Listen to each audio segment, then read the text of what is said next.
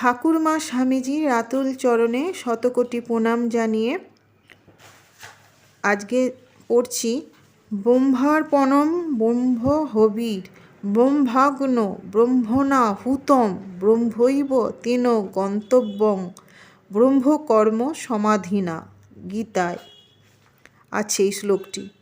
হোমাগ্নিতে আহুতিদানের পাত্র ব্রহ্ম, আহুতির ঘৃত ব্রহ্ম। ব্রহ্মরূপ অগ্নিতে ব্রহ্মরূপ হোতা হোম করেন। কর্মে ব্রহ্ম বুদ্ধি করে তিনি ব্রহ্মকেই প্রাপ্ত হন। গীতার এই শ্লোকটির তাৎপর্য হচ্ছে যা কিছু করা যায় সবই ব্রহ্ম বুদ্ধিতে, অর্থাৎ ব্রহ্মের সঙ্গে নিজেকে এক ভেবে করতে হবে।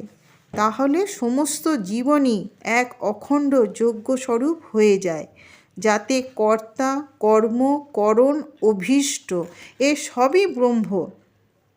সব কাজই ভাববে যজ্ঞস্বরূপ, তাঁরই আরাধনা।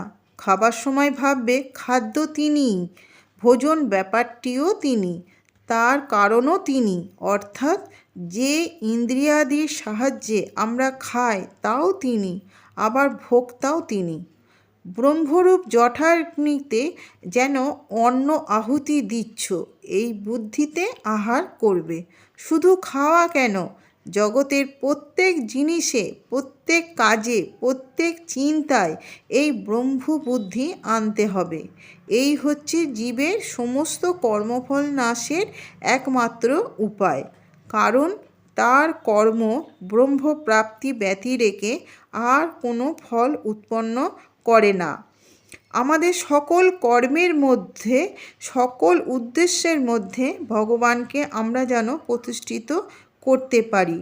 তাঁর মঙ্গল স্পর্শ, তার মঙ্গলময়ী ইচ্ছা সবেতে সব সময় যেন অনুভব করতে পারি। আমি কর্তা, এই অহং বুদ্ধি ত্যাগ করে সমস্ত কর্মের ফলাফল যেন আমরা তাঁতে সমর্পণ করতে পারি। ভগবান শ্রীকৃষ্ণ এই কথাই এই শ্লোকে উপদেশ করেছেন। আজ এই পর্যন্ত। ভালো লাগলে লাইক, কমেন্ট, সাবস্ক্রাইব করে পাশে থাকবেন। মায়ের কৃপায় সকলে ভালো থাকুন, সুস্থ থাকুন, আনন্দে থাকুন।